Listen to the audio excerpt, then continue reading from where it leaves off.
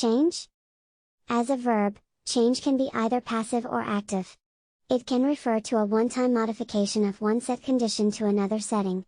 It is therefore passive, one and done, there was a change, or something has changed.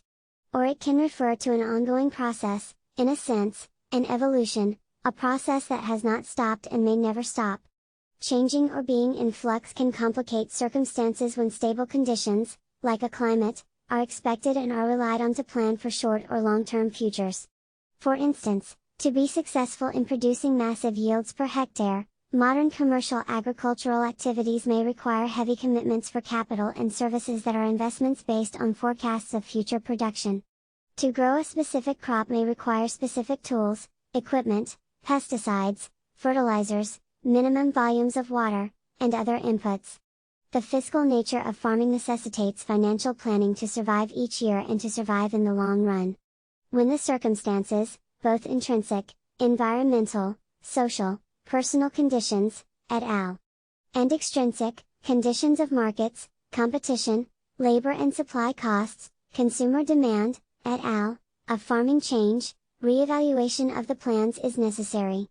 How these changes are occurring and what the long-term picture for the array of conditions may evolve are important aspects of the information that industrial agricultural producers desire for their decisions to continue, to modify their plans, or to quit the activity because they can expect it to fail, before they end up in debt. What if we can no longer be confident about our old assumption that next year will be much like this year, weather-wise? The extrinsic context of farming, in this example, is the foundation of the activity in which farmers participate. Most of these intrinsic and extrinsic conditions are anthropogenic and can be manipulated by people, by businesses, by trade, or by government actions and policies. But the environment is different. Many environmental conditions, like seasonal or annual weather conditions, particularly extremes and changes to the periodicities and durations of conditions, growing seasons and plant phenology, for instance, may become insurmountable if they are continuing to change, particularly if the changes are unexpected or unpredictable. Decisions may need to be made quickly, particularly if crop production is diminishing. In the United States and Canada, as in many other parts of the world, the national and regional patterns of many economic sectors have evolved over several hundred years to fit into and thrive in specific environmental conditions, particularly regions' climates.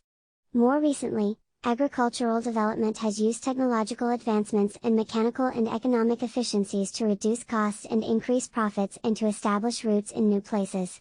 We have seen the emergence of agricultural regions dedicated to specific crops, the corn belt, the wheat belt, the citrus growing regions, fresh fruits and vegetables, wine growing, or to specific activities, dairying, cattle ranching, that coincide with climatic conditions that fit production best. Modern societies and modern economies have been developed on assumptions about consistency in the patterns of nature, on the stability of natural systems, on the unwavering resilience of nature. But what happens when there are no longer patterns to depend upon? It was observed during the development of the epistemological paradigm systems analysis in the 1960s that ecological communities can be stable in numerous alternative states. Assuming the undisturbed landscape is the ideal state for a natural landscape, what happens when it is disturbed by humans' activities undertaken to live in or exploit that landscape? That disturbance of an ecosystem's conditions may lead to ecosystem responses, either returning to its original condition, i.e., a resilience response, or shifting to a new state with a new equilibrium of ecological relationships. The upshot of the revolution in thought was to clarify that there is extensive evidence of interactions between systems that produce positive and negative feedbacks. The experiences of pioneers, settlers, loggers, farmers, and landscape engineers demonstrate that people can have a profound influence on nature and that, though extinction of species or wholesale transformation of environments may not always result, human activities can cause significant disequilibria in the world. Sudden change can be surprising and can disturb a system, particularly human economic and social systems. If it is only temporary change and the conditions return to the perceived normal, the surprise may only have been troubling, not debilitating and destructive. Permanent change to a new condition, as some conceive of climate change, requires adaptation and the fomentation of resilience. Purveyors of this expectation think that they will only need to spend more money to cool their homes, or that they will have to pay more for water because of the warming and drying of their weather patterns. But if the change to a new condition is only temporary and that change continues to move away from normal, perhaps even in nonlinear ways, then adaptation will need to be constant and resilience may be impossible. Conditions in the future may become unbearable and places may become uninhabitable because not only is climate changing, but so too are all of the other systems that are connected to and influenced by climates, like the changes that we continuously make to catch up to the new circumstances. What if the directions of the shifting conditions are not predictable?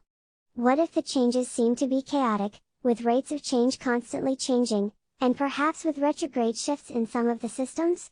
The possibilities may become vast and unfathomable. Which adaptations will enable safety and survival?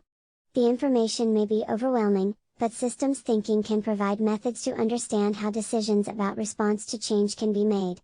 As soils are products of and are imprinted by the climate conditions of the geological past, it may take hundreds, if not thousands, of years to form a few centimeters of topsoil. A sudden shift in the climate at a location can create mismatches between weather regimes and soils. To survive, a farmer could shift to a different crop that fits the new meteorological reality, but that might have devastating economic financial impacts and there may be practical challenges.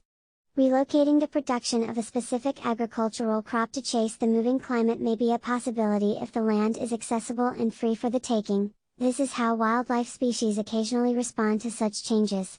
But it is likely more difficult than one might imagine, particularly if the new location, with the right temperature and moisture regime, has inadequate soils, produced under dramatically different past climates, or soils that necessitate significant quantities of artificial inputs to grow the crop.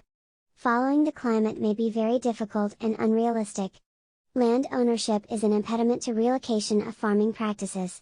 Legal boundaries, political boundaries, social and cultural boundaries, and the logistical, infrastructural, and economic consequences and challenges in starting over, may prove to be insurmountable barriers.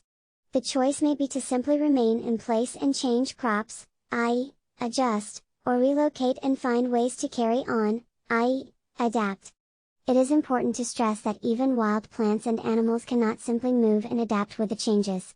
There is often too much in their way, too. Clearly, climate change would cause major interruptions in food production, globally. Completely giving into the change and finding new ways to survive, because one rationally disposes of the luxuries and desires one had and accepts that it is most important to meet basic needs to survive, may be the most realistic use of human ingenuity to cope with new and evolving conditions if we choose not to mitigate the causes. This is an example of developing resilience. It used to be only the impoverished, landless, powerless, and desperate people who have lived this way for decades and centuries, but it may become reality for even those who were not impoverished, owned land, had power, and were not living in desperation. Resilience at its most profound is the condition of learning to accept change by becoming immune to the threats, perhaps by simplifying life, coming to understand the difference between need and want, to have the fewest vulnerabilities possible, to survive by bending with the wind and flowing with the current, whichever directions they take you, to keep your head above the water until you find solid ground again. Change may affect everybody and may impact every aspect of every life. The change to which one may be responding, like global warming-induced conditions, for instance, will also be impacting communities, societies, governments, other states of the world. There may be diminishing availability of assistance from friends, countrymen, strangers. The governments upon whom many depend for help may lack the resources to provide it. The structures of societies may begin to crumble. It may be every family, man, woman, and child for themselves as starvation, famine, poverty, dislocation, insecurity, and devolution ensue.